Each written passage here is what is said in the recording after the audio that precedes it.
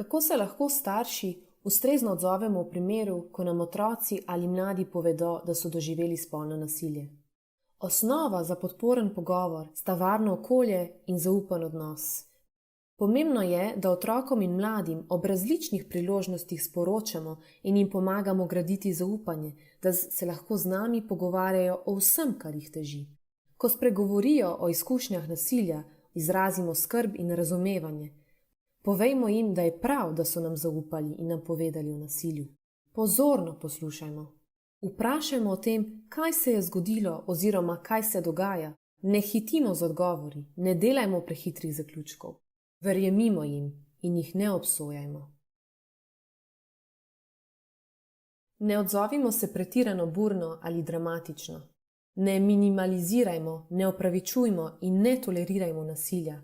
Bodimo pripravljeni, da bodo morda govorili z direktnimi, slikovitimi izrazi. Ne izogibajmo se temam, ki nas spravljajo v zadrego.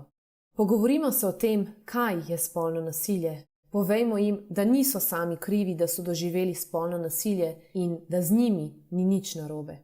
Poudarimo, da si nihče ne zasluži nasilja in da nasilje ni nikoli pravi način za ravnanje v odnosih z drugimi ljudmi. Sprejmimo vsa njihova čustva in jih ne vrednotimo.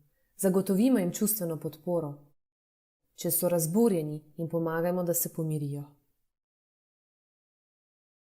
Ne obremenjujmo jih s svojimi čustvi, stisko. O svoji stiski se pogovorimo z drugimi odraslimi.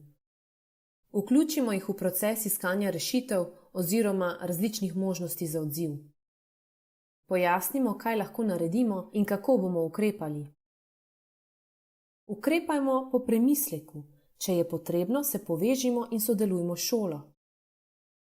Če otroci in mladi zaradi posledic nasilja potrebujejo strokovno, psihološko, psihoterapevtsko pomoč, jim jo zagotovimo. Osredotočimo se na naš odnos z njimi in gradimo zaupanje.